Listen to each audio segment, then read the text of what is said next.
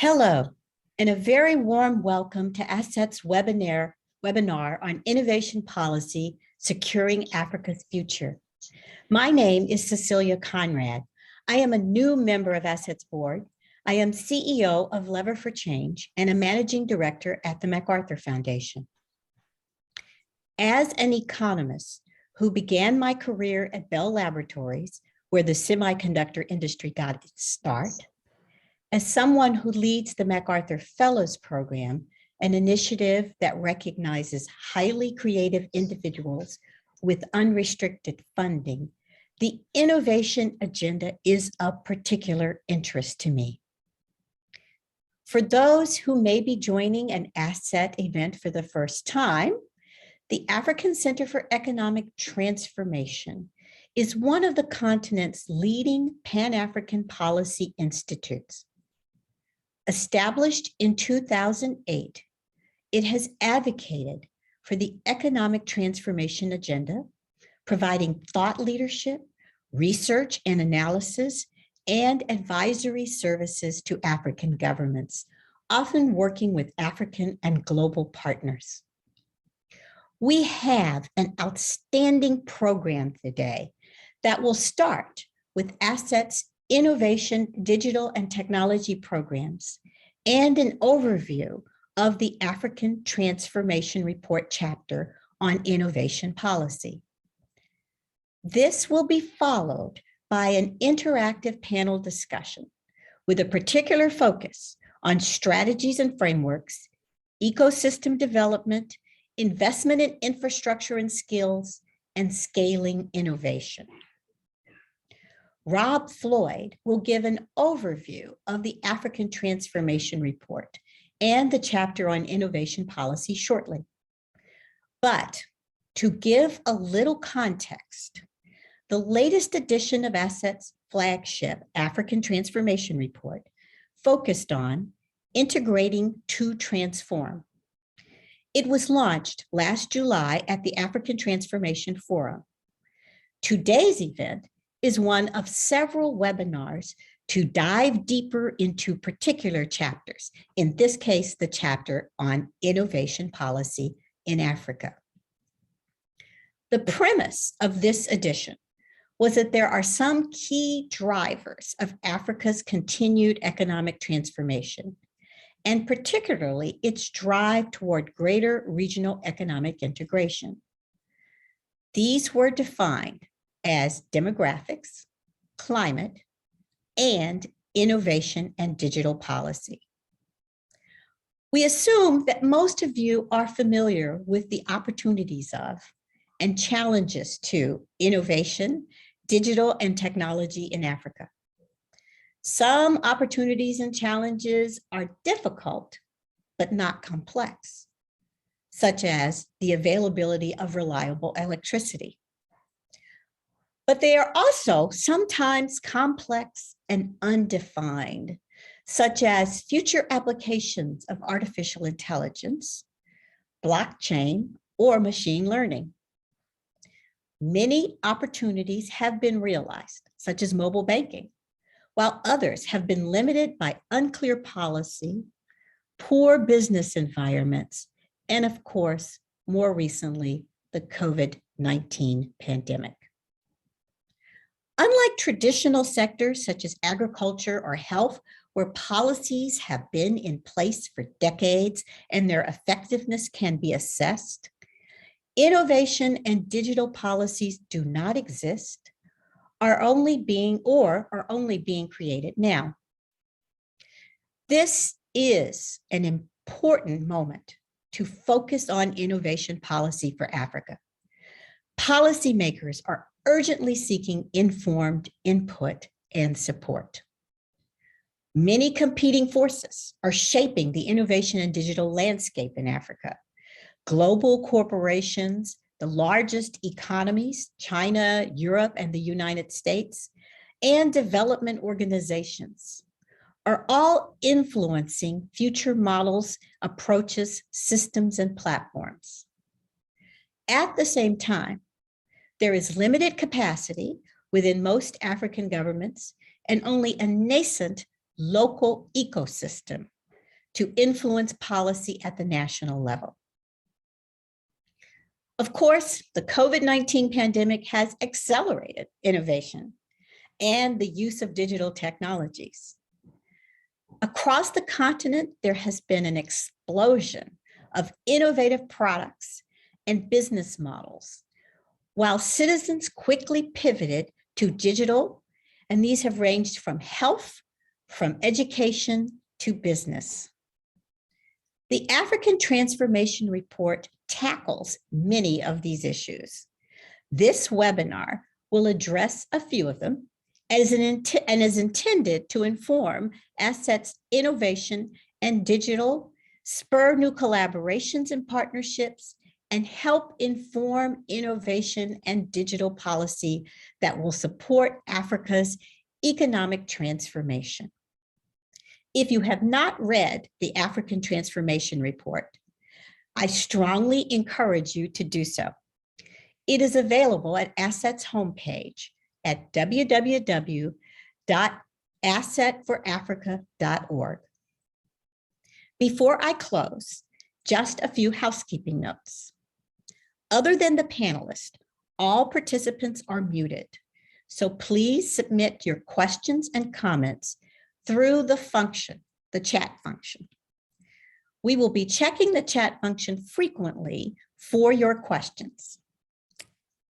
The webinar will last 90 minutes, and we ask all speakers and panelists to be concise with their contributions so that we can keep on schedule. Thank you for participating in this important event. I am very pleased now to hand the virtual podium over to Frida Yawson, ACET Senior Manager for Innovation and Infrastructure. She is going to provide an overview of ACET's innovation and digital portfolio and formally introduce its new innovation and digital program. Frida, over to you. Thank you so much, Cecilia. It's a pleasure to join you all today for this program. It's a pleasure to speak about a topic that is so near and dear to my heart and those of others on the call, which is innovation and technology and how we all use that to drive transformation in our economies, our African economies today.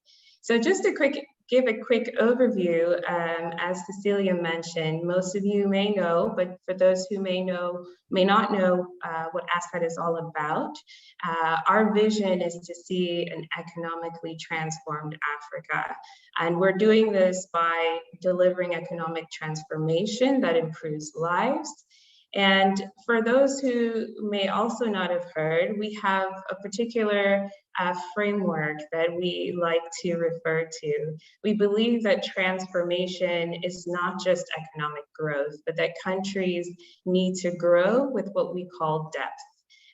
This means diversification of their products, export competitiveness, productivity, technology upgrades, and of course, all of this is not meaningful if it's not providing human well-being. So how does innovation link to all of this? Well, the ATR, the African Transformation Report, mentioned that productivity gains can come from the more efficient use of technology, but it can only be sustained with new and improved technologies and the skills to really master those technologies and drive them towards more sophisticated economic activities. So innovation underpins at least two of these pillars, which are productivity and technology. And as we initiate this program, we are always consistently aware of this linkage. Now, we also know that our economies face some foundational obstacles to growth, especially when it comes to innovation. We are lagging in digital infrastructure, unfortunately. Digital policies are new, well, not just to African economies, but other economies as well. There are many issues to tackle around privacy and data ownership and security and all of that. And so our role as an innovation and digital program is to really help accelerate Africa's innovation through our research, our advice, and our advocacy. And in this program, we are focusing on 4 key areas. So one, how do we formulate strategies and policy frameworks? Or how do we help governments formulate strategies and policy frameworks around innovation? How do we integrate scattered innovation ecosystems? The word ecosystem in itself drives different understandings at the national level, at the regional level. How do we channel investments to the areas that are critical, like digital infrastructure and skills development? And then how do we build human capital for innovation and digital transformation? And so we're looking at these 4 areas through about 6 different activities. In terms of strategies and frameworks, we're looking at providing thought leadership through our research. We're also looking at providing digital and innovation policy advice where possible. We want to accelerate digital and innovation priorities through the various platforms that we find ourselves on, be it through business, private sector, diplomacy, or just policy engagement and peer-to-peer learning. We want to support ecosystem stakeholders by creating linkages. There are so many networks already ongoing across the continent, but we find that some of them are fragmented. And so how can we link each other to ensure that we're learning from each other and growing together? We also would like to advocate for improved investment and an investment environment in terms of policies that can address specifically our digital infrastructure gap. And then finally, we want to support the development and scaling of initiatives within ACET's Youth Employment and Skills Program, especially focusing on building digital and STEM skills. So we are really excited about what this program and what it aims to achieve. And this webinar is just a starting point for us to begin some of the conversations around these key areas. At the end of this webinar, we will be sharing with you a survey. Of course, we know there's a lot of expertise in our audience today. I'm told we have over 160 people registered today, so we're excited to hear from you. And we encourage you to provide us feedback on the program through the survey. Let us know how you would like to engage with us, interact with us, and hopefully we'll be collaborating with you soon. So it is my pleasure now to turn the mic over to my colleague, Rob Floyd, who will be sharing with you a little bit about what we found in our research in the African Transformation Report for 2021. Rob, over to you.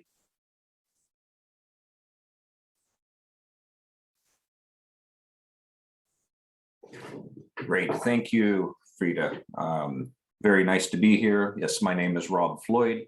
I'm a director at the World Bank, but also worked in the past for ACET, and particularly on preparation of the African Transformation Report, Integrating to Transform, and the chapter on innovation and digital. I'll give a quick overview of the report before we move on to the panel discussion. Before I start, I need to acknowledge Chuck Daniels and Klaus Tilms, who were the primary authors of the innovation chapter. Klaus and Chuck are both non-resident senior fellows at ACET, and this report reflects their extensive knowledge and understanding of innovation and digital space, and we truly could not have done it without them. The African Transformation Report, as Cecilia noted, was published in July 2021 and explores the critical need to give a new impetus to Africa's transformation agenda in the aftermath of the COVID-19 pandemic. The main messages of the ATR is that Africa's economic transformation requires much more progress on regional integration.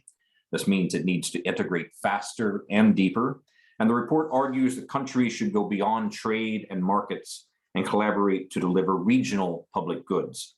And as Cecilia noted, addresses 3 frontline challenges to do this: jobs, innovation, and climate.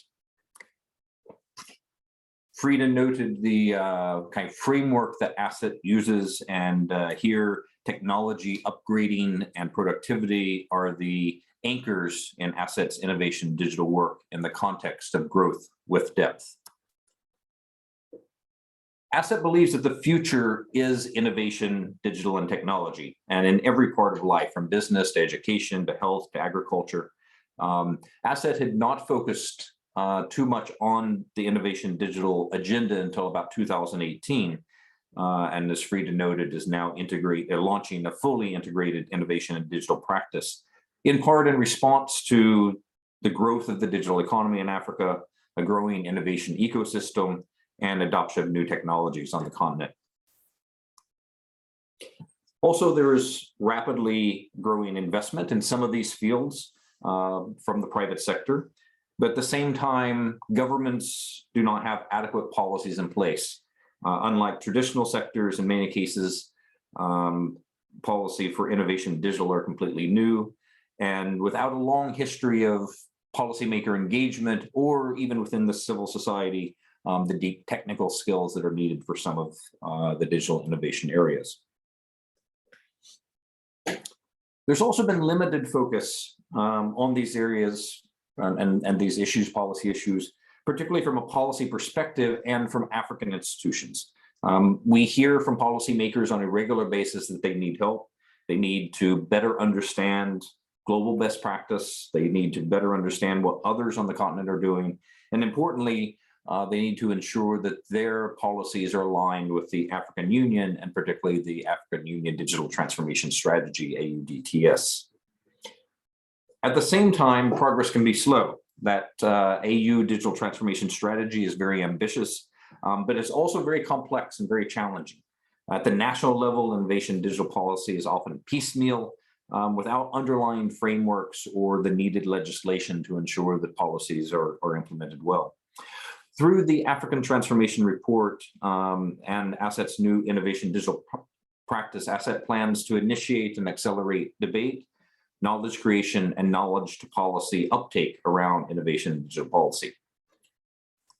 The report addresses a wide range of issues, including the role of tech hubs, e-agriculture, e-government, barriers to and opportunities for innovation and digital transformation, digital opportunities emanating from the COVID-19 pandemic, regulations, privacy, security, and consumer protection and job creation. As Frida noted, ACET has also been involved in a number of other activities that helped inform the African Transformation Report. This includes, for example, research and analysis on the future of work with African Development Bank and MasterCard Foundation, a policy paper on COVID-19 response with a strong innovation and digital component. ACET's work with the German Development Institute and ECDPM in supporting the EU-AU dialogue on digital.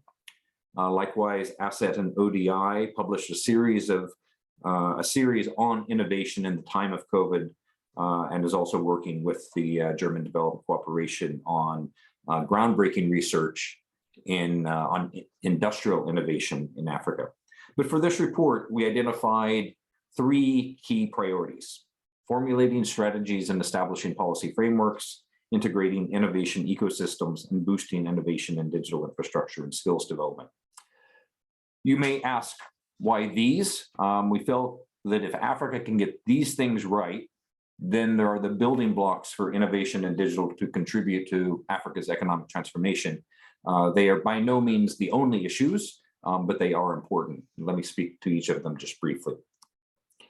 When formulating strategies, there's a strong basis to start from, the AU Digital Transformation Strategy, as I mentioned, and this has support from the UN Economic Commission on Africa, the EU, out in NAPAD, and other partners in its implementation. But in reality, it is mostly a framework, and the real strategies will happen at the national level. This is why building on good practice in Africa and globally is so important. Of course, developing these national strategies are not easy, and the report provides some guidance in this respect. For example, the need to consult broadly on how digital development in priority sectors can create opportunities for business formation, market efficiency, and job creation. Also, policy frameworks need to strengthen key regulations and settle uncertainty while keeping markets open to new entrants and encouraging innovation, which we know that is not always easy.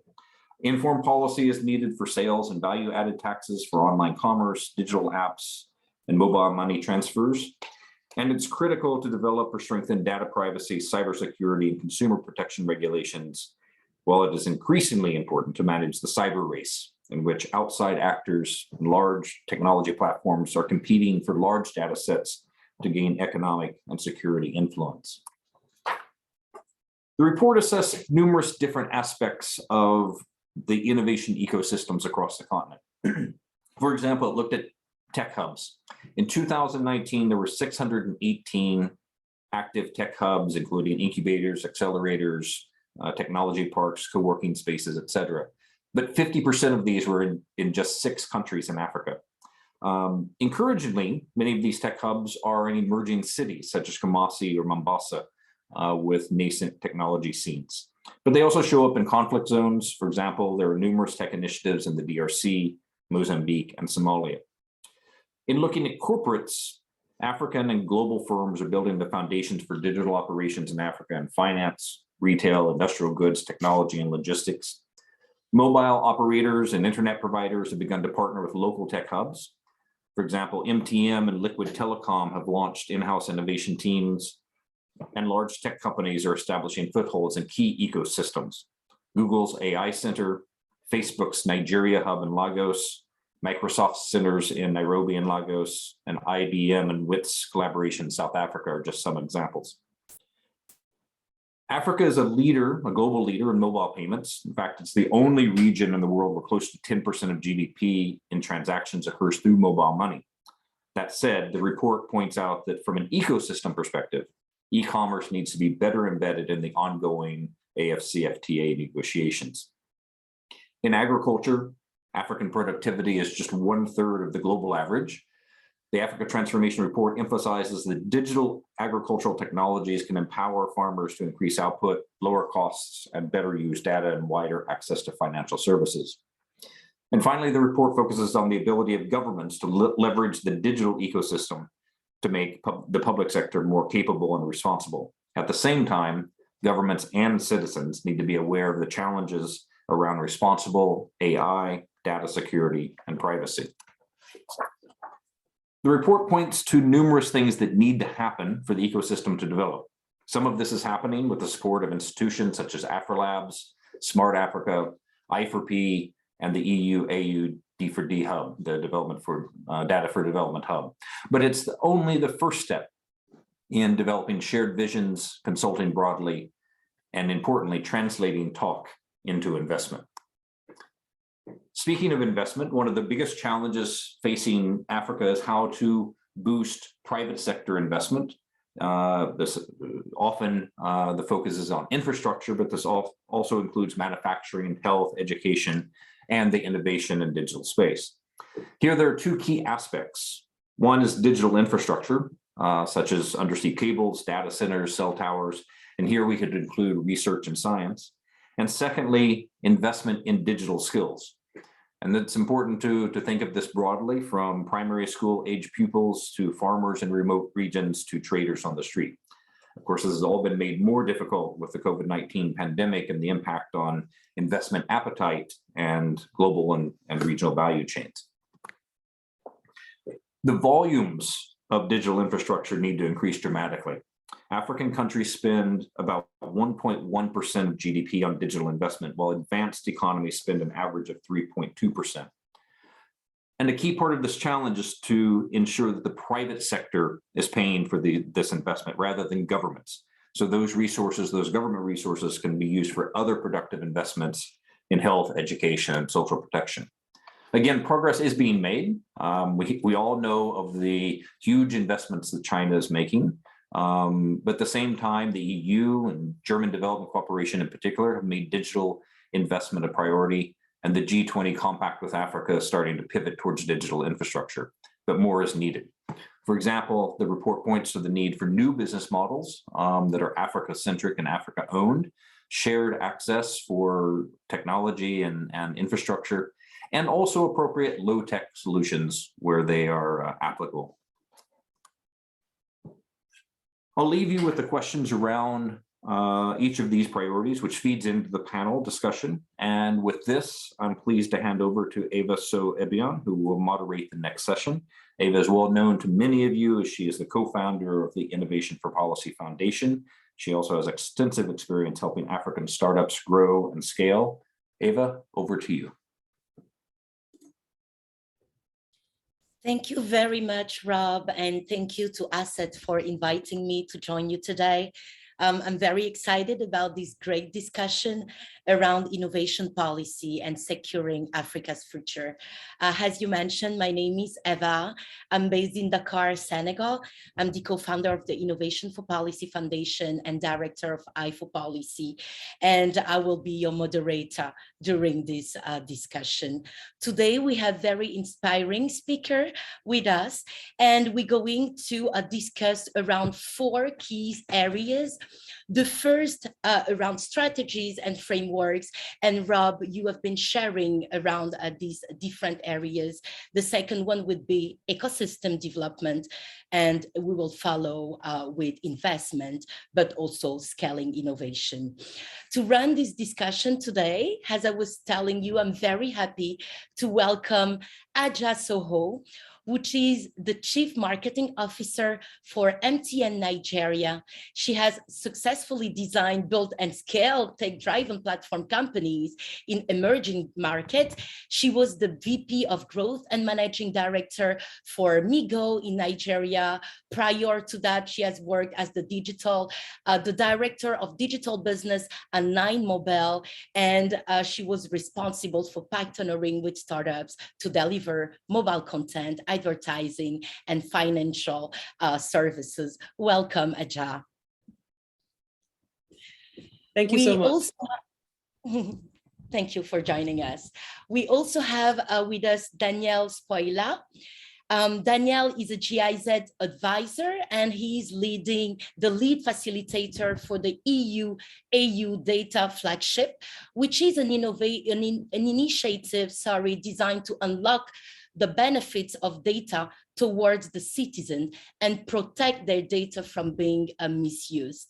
So before joining GIZ, Daniel has worked near 8 years for the European Commission and designed the EU's Digital for Development policy and leading the Secretariat of the EU-AU Digital Economy Task Force. Welcome, Daniel. Thank you so much for the invitation to ACET, and thank you so much, Eva. My greetings to John, that is a good friend of mine. Exactly, very happy to have you with us, Danielle. The next panelist is Frida Uban-Ompofo. Frida is the founder and chief mixer of Kwame Cosmetics, which is the premium Ghanaian beauty and cosmetic company specialized in personal and skincare products. She's offering a range of natural shea butter and liquid black soap products, and I can tell you how amazing her products are. Thank you for joining us, Frida. Thank you, Eva. Pleasure to be here. And last but not least, the next panelist is Noman Ferry, which has near 30 years experience in leading international firms within energy and digital technology, and works in more than 10 countries across Africa. So Noman was elected in 2011 as a member of the Tunisian Constituent Assembly, but he was also former Minister of Digital Economy, and it's very inspiring to see that he has decided to support through his mandate the Tunisian startups ecosystem, and is very known sometimes as the father of the Startup Act movement. Welcome, Noman. Welcome, thank you, and thank you for having me. I'm very excited to be able to contribute with you in this fantastic debate. Thank you for being with us. So let's start the discussion around these different areas.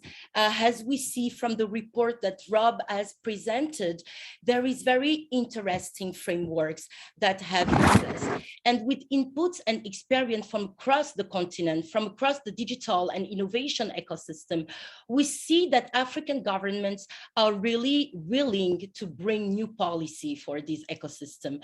And they can formulate and implement different focus, whether it is on digital, whether it is around these policy frameworks.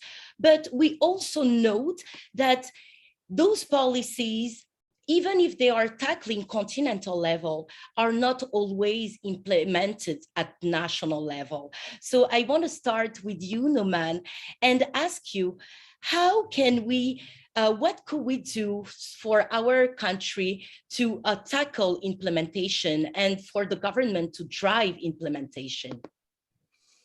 Okay. Thank you very much. Thank you for putting me on the spot. I didn't expect to be the first, but fine. Look, I'll speak about real stuff, what happened in Tunisia, and then we'll extend it to the rest of Africa. From my experience as a Minister of Digital Economy in Tunisia, we had a strategy with 4 pillars. 3 pillars didn't work out because they are based on government doing things. 1 pillar, it worked very well and exceeded our expectation, which is the Startup Act pillar. Why? Because simply, I was elected I was minister in 2015 to 2016.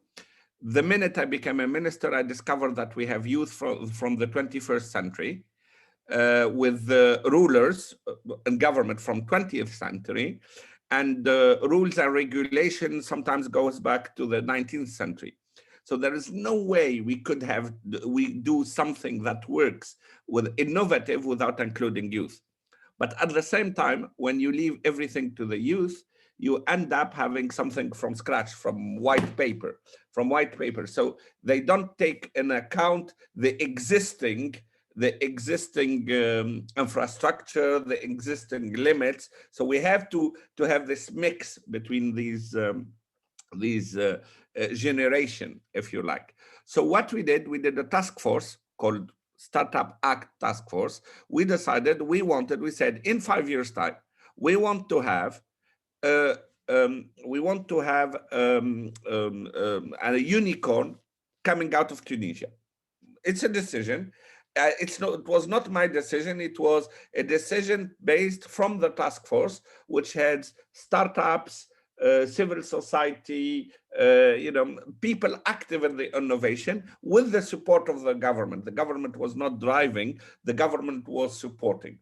So after debating, we end up with what we call the Startup Act framework, which has 3 legs. Leg number 1 is the legal framework. Basically, it says to the government, please government, leave startups alone, leave them, they do whatever they want, don't bore them with paperwork, etc., etc. And please help them whenever you can. That's number 1. That's the legal framework. The second leg is the financing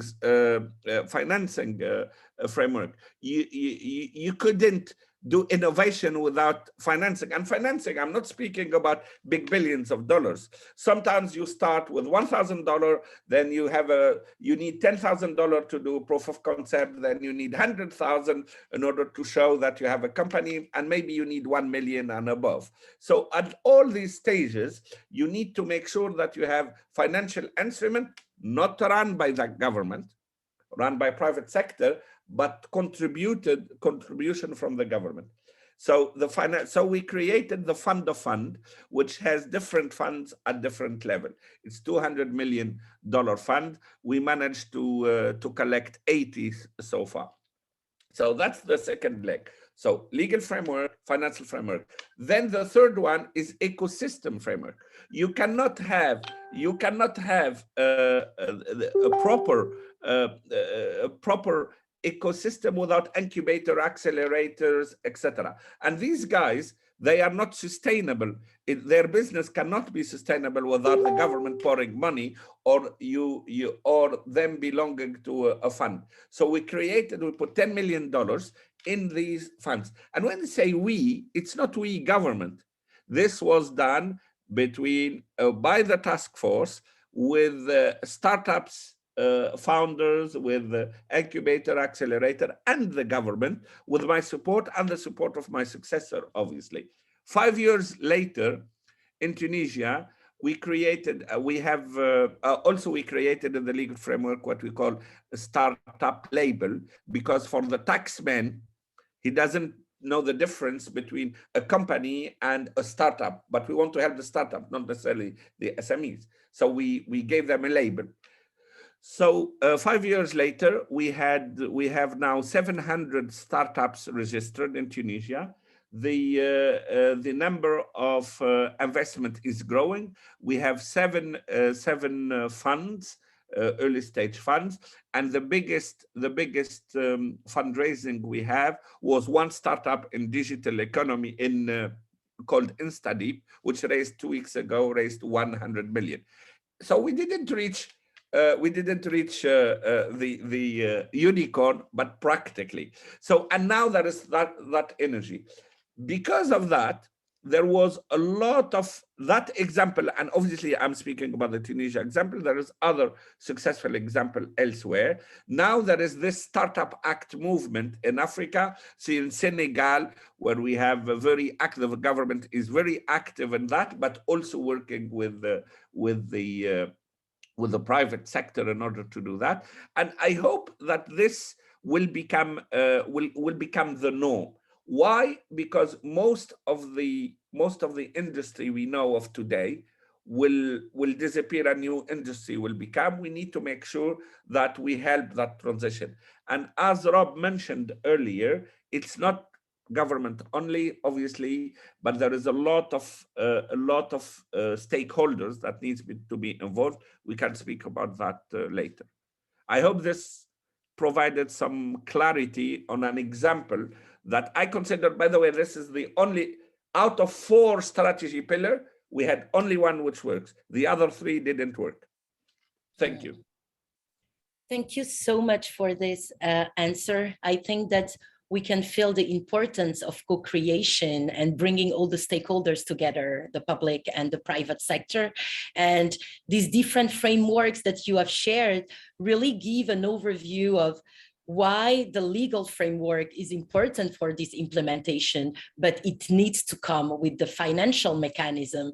I love the idea of having this mechanism lead by the private sector and support by the government, because some of the time we think that it should be the government leading and bringing the private sector. And you talked about the ecosystem frameworks. I will turn now to Aja to have your perspective as the regional operator, as you are from MTN. What are the areas that you will see in terms of improvement? And do you think that there is opportunity for regional collaboration? That's a great question. And I like the way my previous speaker here talked about the different levels where this is a problem, right? So you have regional cooperation, but you even have in-country implementation as well. I mean, Africa is a complex place, more than 50 countries with different tariffs, laws, currencies, regulation. It's tough for us to collaborate, with the existence of all of that. So then what does the African Union really mean? Is the digital African Union what's supposed to come first before the physical African Union? And then what role does an MTN play in that, right? So MTN has multiple operating companies across West Africa, but are we really regional? In some ways, yes, and in some ways, no, because they are all independent financial entities.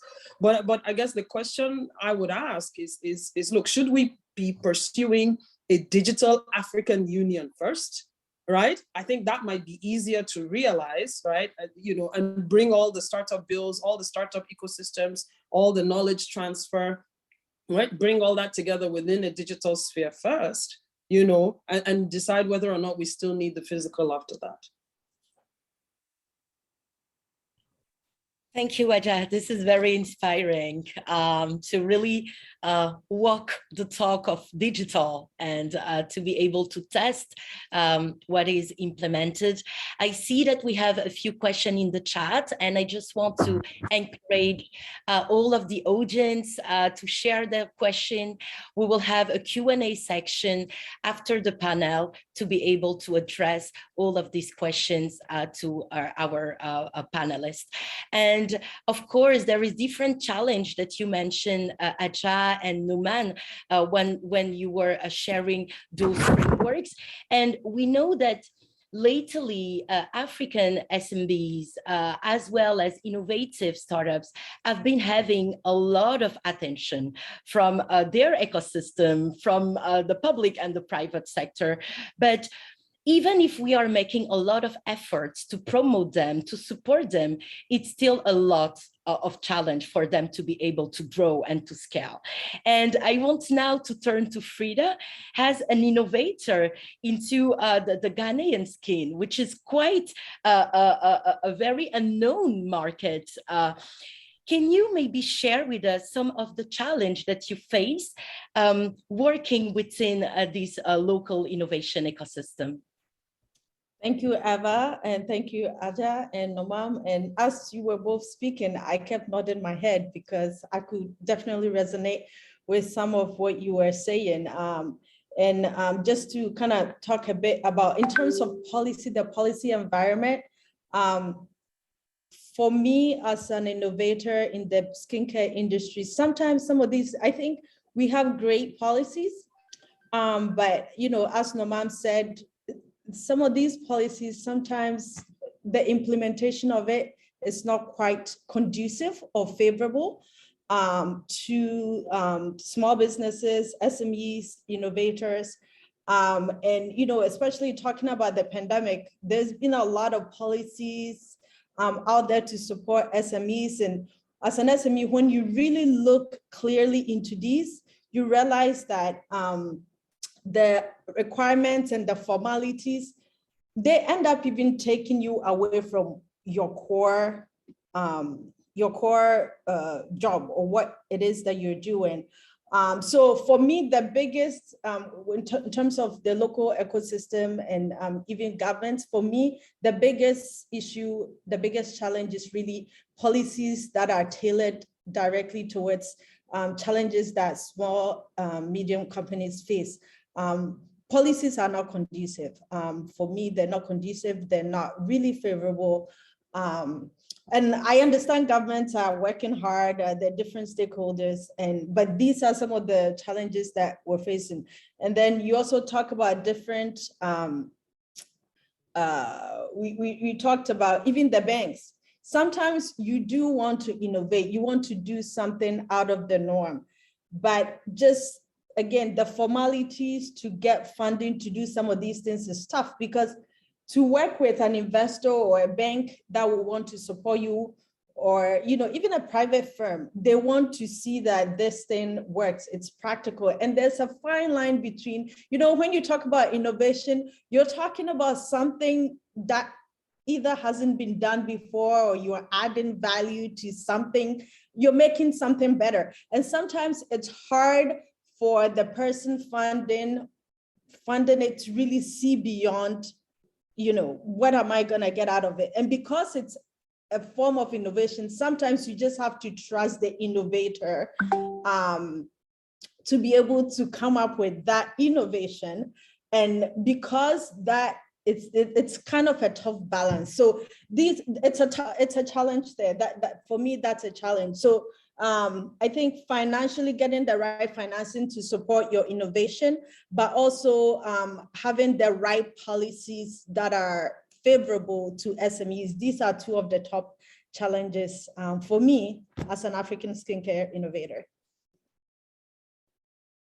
Thank you very much, Frida. Aja, as listening to these two main challenges that Frida is sharing, which contribution do you think open innovation can really bring in supporting ecosystem development? To be honest, I think we really need a mindset shift. And the mindset shift has to occur at multiple levels. I think the big telcos in Africa are one of the few entities that have achieved significant scale outside of the consumer goods industries. But when you look at the talent profile, they all come from consumer goods. But then the competition for telcos is WhatsApp, it's Meta, and it's Google. It requires a completely different mentality to compete in that space. So that's on the sort of like the corporation side, and maybe that applies to government as well.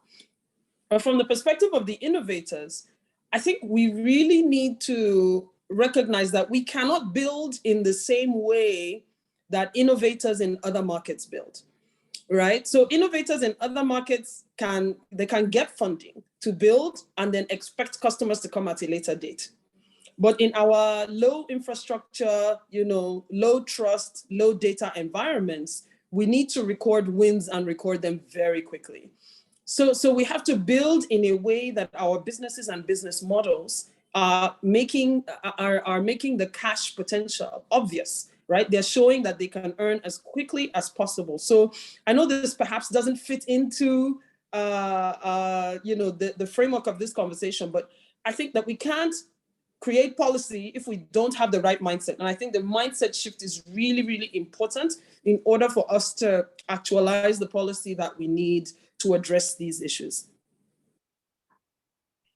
Thank you, Aja. This is very interesting because this shift of mindsets in a way address an innovation culture that needs to be extended and that need to be accepted by all of these stakeholders, whether they are policymakers, for the entrepreneurs sometimes themselves, but also talking about academics and the private sector. And I would love to hear, we heard Numan earlier on the sharing the experience of Tunisia. So I will turn now to you, Danielle, as a supporting the task force of the EU-AU digital economy. How do you think policymaker can develop the right type of policy to enable this environment? Thank you so much, Eva. So I think we should tackle, the first thing that we should tackle in terms of policy is something that actually the innovation ecosystems in Africa really much needs, and that thing is economies of scale. And markets of scale, and at the end of the day, creation of the African digital single market, and something that the European Union and the German government is very much supporting, and that actually I think is the base. So one of the issues is that we are offering support actually is development of the African free trade area, and I think that is a cornerstone for creating, actually giving the opportunities of startups in Africa to expand their number of users actually across their borders, to create conditions for them for easier incorporate their companies in other countries and to operate in other countries.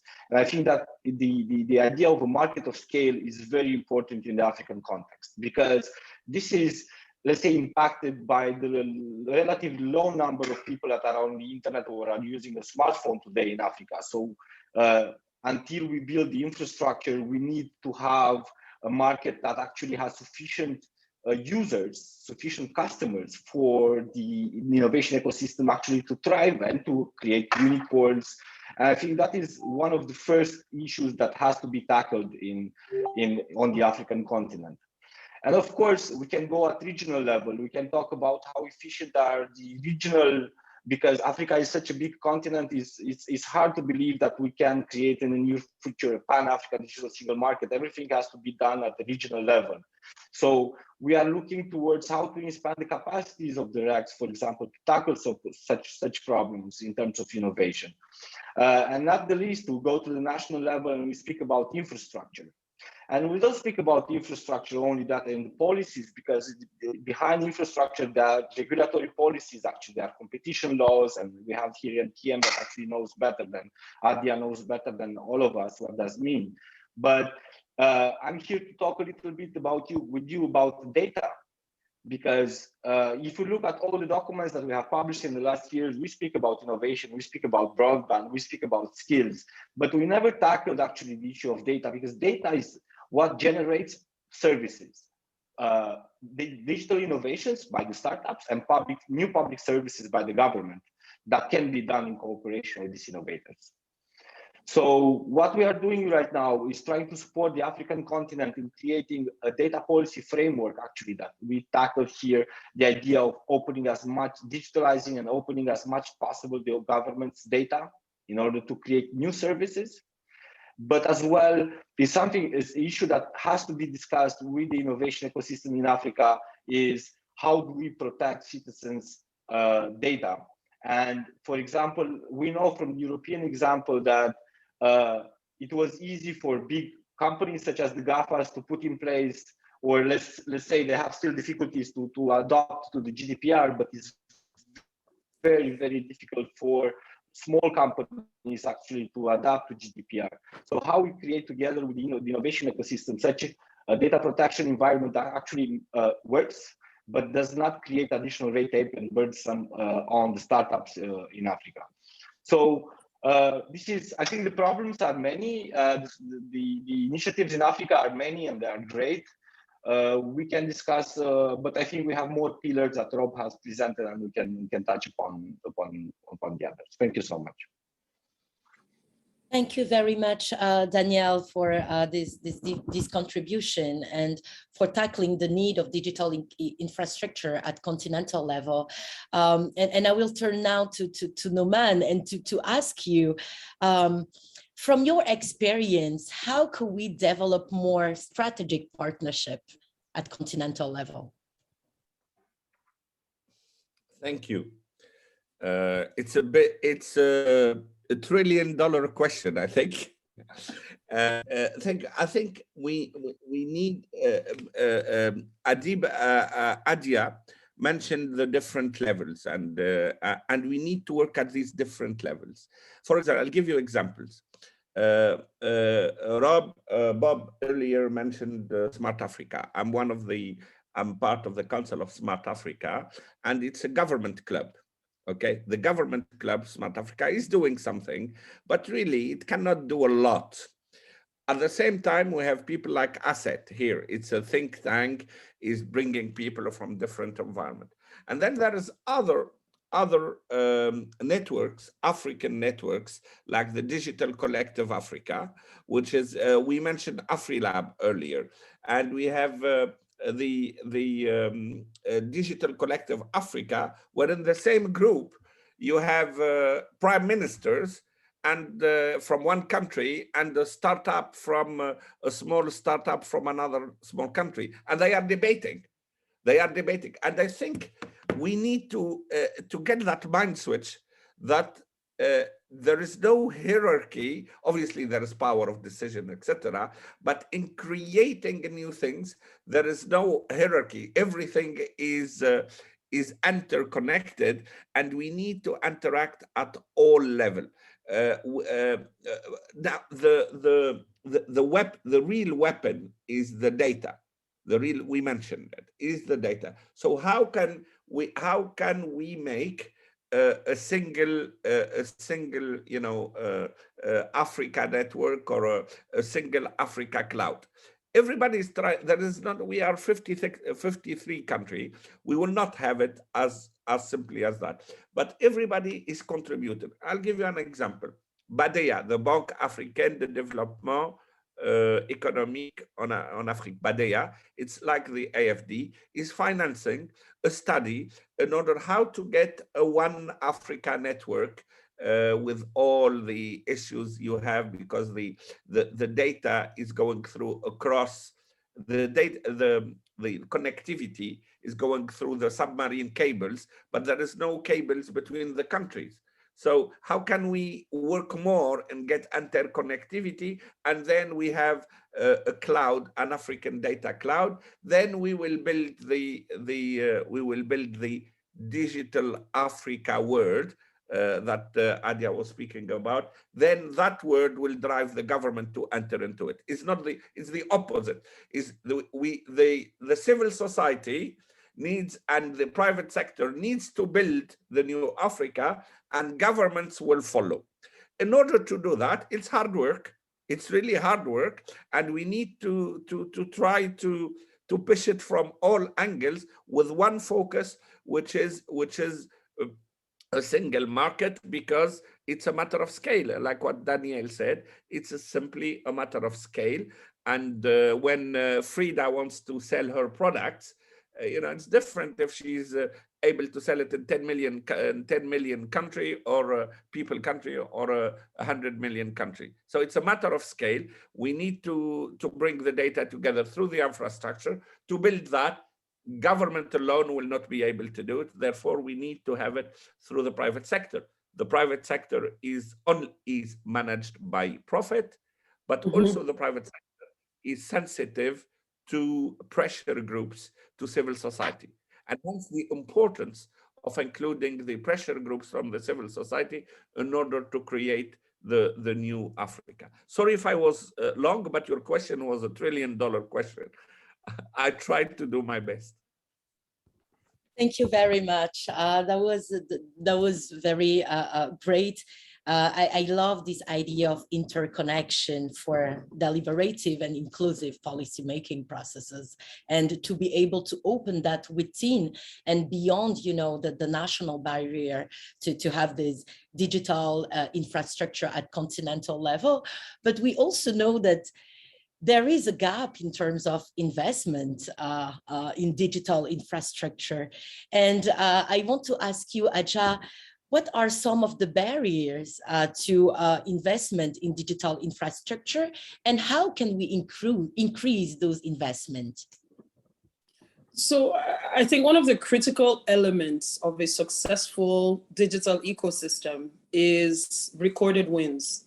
I heard someone, earlier today say that blockchain is a solution looking for a problem, right? I feel like lots of transparency and data-driven mentality, and also to what Daniel said, data availability is extremely important. My challenge, I think, when I hear narratives about using data in Africa, is that we simply copy the narratives that we've heard in developed countries, and we don't allow for the nuance, that's available in Africa. And because we are low trust, low infrastructure, right, you can't approach data policy the same way. So I often hear people surface the same fears, as other places. But, being scared in Africa to share data is a luxury, right? Because you can live a completely disconnected life in some developed countries, and that doesn't really make a marked difference to the quality of your life. But in Africa, because we don't have infrastructure, the infrastructure that we can build the quickest now is digital.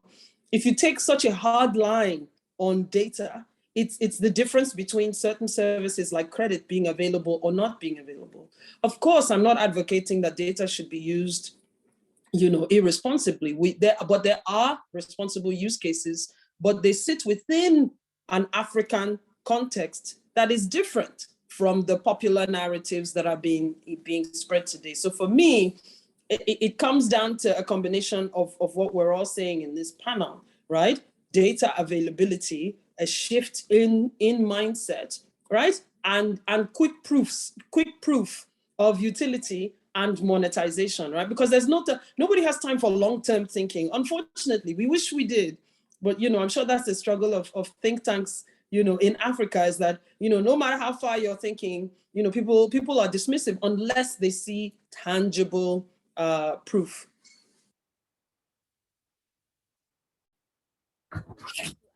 That was really powerful. This shifting of mindset, I think you have mentioned it previously also, and how it is important, but also the need of contextualization of what we are trying to do. And I also hear within your contribution, this need of being open to test and to see what is working and to shift when is needed.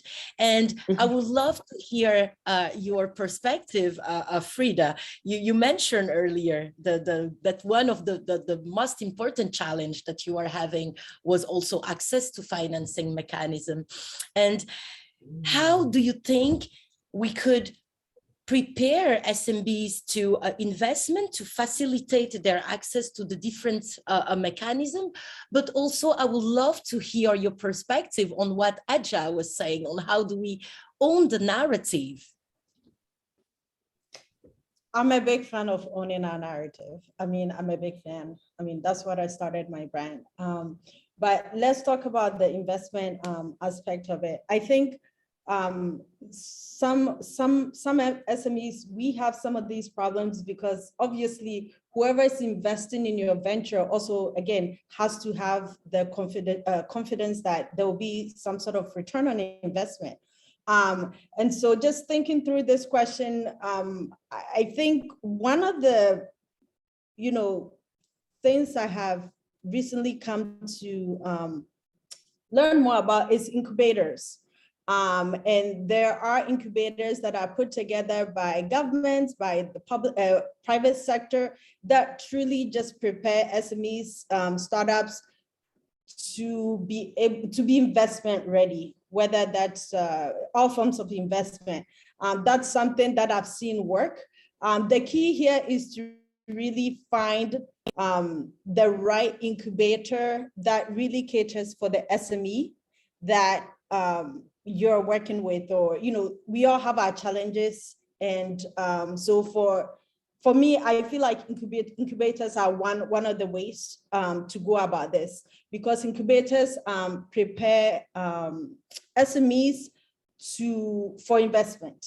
And so that's one of the ways to kind of bridge that gap, so that funders or private sector that are looking to fund innovations that SMEs are trying to put forward, they have that confidence that they're ready. These SMEs or these individuals are ready to be able to take up this investment and to have that confidence that they'll have a good return on investment on whatever investment that they're putting in. So for me, that's a big part of it. The other form of investment that I'm thinking of is more mentoring. It's not really money, or it's mentoring, because what I find is that a lot of SMEs don't even have the people or the systems in place to bounce ideas or to test things. And I feel that's one thing that we lack on this side of the planet. And so that also makes it difficult to innovate, because, part of that innovation process is also trying out different ideas and bouncing out ideas with people you trust that can also advise you. So for me, the two investments, ways to invest in SMEs to facilitate investments for entrepreneurs would be to create incubators that truly cater for the specific needs of SMEs and entrepreneurs. And then the second one is just to create a hub or a hub for mentors that can really mentor SMEs and entrepreneurs. Thank you very much, Frida. Before maybe following on the capacity building, I guess, if I can call it like that, to talk about investment readiness, you talked about also mentorship. I would love for you maybe to share a little bit with us as a fan of owning the narrative.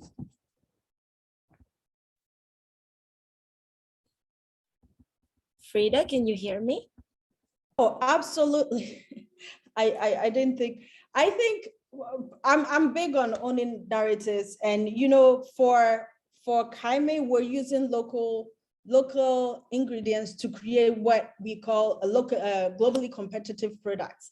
I've always thought that local narratives are important, and for me, in my own little way, I'm using a local product that a local ingredient that people did not like or appreciate or valued before, and trying to make it into something that's luxury that the world appreciates, that even my own people are now coming to appreciate. So owning our narrative is also, I think it starts on the individual level. I mean, we all have a role to play, but it's about us individual really appreciating what we have. Someone said recently, like, you know, I am okay with keeping my natural hair. It's okay for someone to keep their permed hair, but we have to start appreciating what we have and being proud of it until others become proud of it. And without that, it's very tough. And that comes on the individual level, comes on the community level, comes on the national level before it goes into the global level. So, I mean, I could talk a lot about this. And for me personally, there are very small ways that we're doing that as a business. An example is recently, we were working on our certification to Europe. And one of the things I realized during the process is that some of, you know, the way that black soaps are tested for certification is very different. It's very different from how other soaps in the Western world are done. But what we had been doing here was using Western processes to test black soap, which a lot of these Western countries didn't even know about. They don't know about black soap. They don't know what it is. So having to explain this to an European certification officer, it was so difficult and it took a few years, but eventually we were able to arrive at, listen, the process for testing black soap is different, and black soap has a higher PhD than other soaps that we use, and that's because of A, B, C, and D. But until this moment, we were just testing using the same processes as processes used in the Western world. And that wasn't working for us. And our black soaps weren't getting the certification it needed because they always assumed that our black soaps had higher pH, but that wasn't even the issue. So until we really, again, somebody talked about research and development. We have to do our own research and development. We have to own our own narrative. We have to know what we're about before we can convince people that this is what it is and this is how we want it done, or this is how it has to be done. And until then, it's going to be difficult. So for me, in our own little way, we're trying to do that, but I think it takes a village. And if we can all do it on our own individual level, it becomes a mass. We get to the district level, national level. Next thing we know, we're global. We have our own narrative, and we can really direct discourse on things about us. Thank you very much, Frida. It was resonating inside my head when you were sharing that to become global, our African companies need to be appreciated truly locally. And I think this is very strong and very important. You also mentioned earlier the role of incubators, accelerators. And I want to ask you, Danielle, because we know how much development partners are playing a role in supporting these different structure, these different intermediaries within the relationship with the startups and the governments. We know for us as a part of GIZ that GIZ is running a couple of programs today to support these intermediaries, but also to support startups directly. How do you think, and maybe if you could share with us more about your perspective within the role of development partner to drive investment, but also capacity building? Yeah, thank you very much, Eva. So just to tell you that at least German cooperation and EU partners are very much engaged in supporting startups across the African continent and the innovation ecosystem, incubators and accelerators. Now, an idea that we left a few years ago when we were designing all these projects, and Germany has, like, at least I can mention two of them, Make IT and the Africa-Europe Digital Innovation Bridge, where I for Policy is actually a member of the consortium. We thought about the idea of why African startups should not have access to what it is a very big, one of the biggest and wealthiest actually markets in the world, that is the one of the European Union. So we started a process of mentoring and coupling different European companies with African startups. And that will continue because just last week we had the EU-Africa Summit in Brussels, where digitalization played a key role. You know that the European Commission has launched the Global Gateway, that is 150 billion euros in investments in Africa, in digital investing in Africa. A large part of it will be on digitalization. What I can tell you from inside the European Commission is that the European Commission has set aside 6 billion euros until 2027 to work only on grants in the African region. So digitalization is extraordinarily important for us and has many factors because we are so much interconnected. Everything that is going on in Africa is definitely going to affect Europe and vice versa from an economical perspective, from a geopolitical perspective that we are seeing right now happening before our eyes. What I can tell you is that one of the flagships that were proposed was the scale up of the Africa-Europe Digital Innovation Bridge to include more countries, to include more partners, to have additional financing partners and additional money that can support matching opportunities for African startups, to mentor them in how to access the European market. As Freda was telling us, probably it will be good if somebody from, it's like we had a program that Freda could know that beforehand, that actually, or can match, or can act as an intermediary with European authorities to facilitate the access of African startups and SMEs to the European market. What I can tell you is that it's very hard, it's like European Union has a large efficiency in terms of data professionals, in terms of digital experts, in terms of, while Africa is, and this is very much because of demographics. While Africa is the youngest continent, by no means we want to see young Africans to leave Africa for jobs in the European Union, but we really want to see a situation where a lot of the services or digital services that can be offered in Europe can be offered by African startups. Thank you very much, Danielle. I still have a few questions, but I also see the time, and I will like us to take some of the questions from the audience. So let's start with a question from Samuel Mushungui for you, Frida.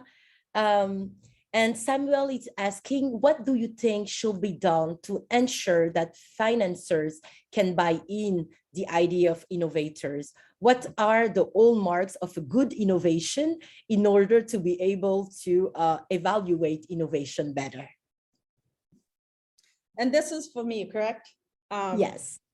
Okay, I think I go back to the incubation and mentoring. I think I'm betting my life on these because I think there's sort of a middle ground. So once you're an incubator, you normally have a mentor to kind of take you through what's expected, what's not expected, what an investor is looking for or not. And you're also provided sort of a cushion to grow in a way. At the same time, being an incubator gives the potential investors some sort of confidence that you're somewhat prepared already or have the basics or foundations to be ready to accept investment in a way. So I feel like an incubator is sort of the middle ground between an SME or a small business trying to get investment, whether that investment is digital, any kind of investment really. And it's a win-win for both the SME and the company or the person wanting to invest. So I'm a big believer in that, because I try to put myself in an investor as in the shoes of an investor as well. You're making a lot of investment, so you really have to know what the return on investment is. And as a small business, you have your ideas, you think this is going to work, this is the best innovation that ever happened to the planet, but and then you need that support. So I think it's to ensure that when for me, incubators are best placed to do that. And I always add the mentoring, because you always need someone who's been there, done that, or at the very least, someone you can really bounce that idea off of. In terms of what's a good idea that's worth an investment, that's tough because everyone believes that their idea is the perfect idea. I think a good idea that's worth investment is something that you can really prove tangibly that there's some sort of return on investment for the investor or the person that you want support from. Yeah. Thank you very much, Frida. We have a question for Numan. Regarding the interesting perspective that you share on civil society influencing private sector. And do you see specific issue topics where advocacy or pressure on a private sector can make a difference? You on mute, Numan. Please unmute yourself. Hi. Thank you for the question. I can give you two practical examples. There is plenty. In Tunisia, we started the movement of Startup Act, and there was a synchronization between the political leadership, I was the minister at that time, and the civil society, which are building, we need money for incubators, etc., etc. And then there is change of government, okay? We were no longer in government. So the civil society went to the new head of government, said, we don't care who you put as a minister, it's not our business, but our business is that the Startup Act movement continue. And we need you publicly to say, in my new government, the Startup Act will continue. And that's what he did. And a new prime minister who arrived will be intelligent enough to see if he says yes to civil society, they will support him. That's how it works. And then the pressure group worked. I'll give you a second example in South Africa. In South Africa, we had this digital collective Africa when we are speaking, people from all over Africa discussing, and then they managed to speak to the president, to the president of South Africa. These are people, from incubator, accelerator, startuppers, etc. They managed to get an audience with the president like this over the internet, and it was supposed to be for 45 minutes. They stayed for 2.5 hours, convincing him that they need a Startup Act or an equivalent of Startup Act. Whether he will do it or not, it is putting that thing in his mind. And you know what? While they are doing that, there was hundreds of people connected, not to the conference, because the conference was confidential, connected to these people, telling them, giving them example, and they were asking us questions, and we are supporting them in order to maximize and to optimize the result.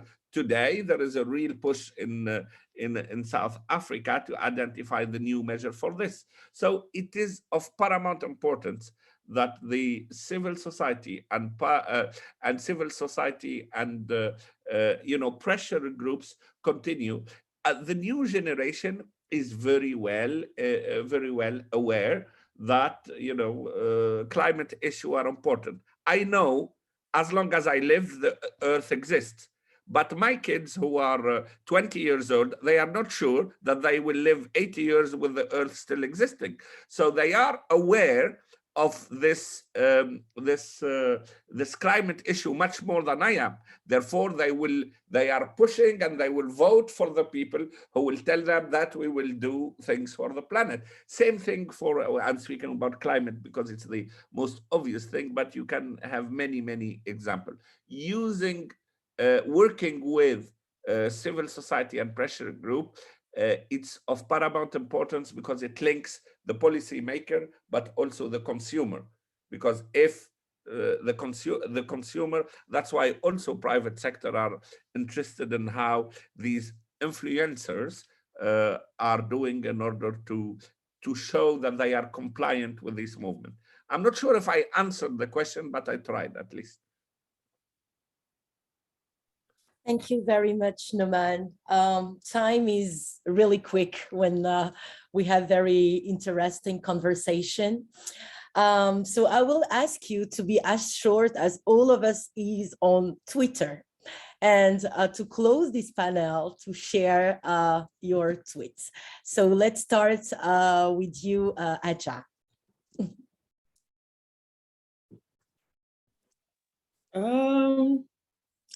So Africa is digital. I've said that before. I think the mentality we need to get there is different.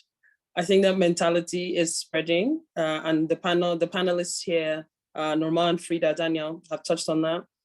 We need to have different relationships with investors. We need to have a different mindset on data, and we need more startup bills across the continent. And then the startup communities need to start talking to each other. Thank you. Thank you very much, Aja, and thank you for being with us. Danielle? What I can tell you is that the African continent will find a very strong partner in the German government and the European Union, that we will continue to support you in developing an African-owned digital economy model. And what we are trying to promote is to create a model that is human-centric, that actually promotes innovation, but actually prevents the negative effects of digitalization, because this is something that we haven't really touched upon today. So this is all from me. You can count on Europe for the support in the next years. Thank you very much, Danielle. Noman? Really, I think for all the people listening to us and specifically the youth of this continent, no matter how isolated you feel or how small you feel in the big scheme of things, your action can make a difference. And you need to continue believing, because we are entering in the world which is the youth are building it, not me. No matter how small you are, your action is important and it will make a difference. Thank you very much, Noman, for these powerful words. And Frida? Lastly, owning our narrative is foundational to creating innovations that actually work for us. So I think that should be a start for all of us. Thank you very much, Frida, and thank you for to the ACET team for inviting me to moderate. This was a very exciting and inspiring conversation. I hope that we can keep the conversation beyond this webinar through the different channels of ACET, and I'm giving back the floor to you, Frida Josen. Thank you so much, Eva, and all our panelists. What a wonderful discussion we had.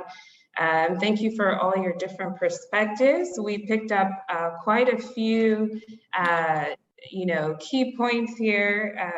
But before I get into the key points and wrap up, I just want to let everyone know that before the call ends, you will see a survey popping up on your screen to let us know how we did. Please take a few minutes to do that. As we're wrapping up here. But I picked up quite a few things. First of all, the mentality shift that is required for African innovators, all the stakeholders in the ecosystem, is something that's really necessary. We really need to own our own narratives and look for the benefits within our own local ecosystems. I picked up the data is something that is a key issue we need to tackle. And one of the key points is that these policies need to be co-created within the ecosystems together. right? There are different levels, and all of us need to come together and work at different levels to address them. And there are multiple frameworks that need to work together, be it the legal framework, the ecosystem, and the financial framework. All of those are very necessary. And we need to be, talking to each other, working with our startup communities, working with our partners like the EU and others to develop a model that is owned and developed by African innovators and African ecosystems. So with that, I want to say a very big thank you. Again, we are excited to launch this new innovation program at ACET, and we hope that we'll have the opportunity to work with all of you in the days to come. Please feel free to reach out to myself or Rob, or just contact us via our website at assetforafrica.com. Okay, so thank you everyone. Have a wonderful day, and we hope to see you at the next innovation event.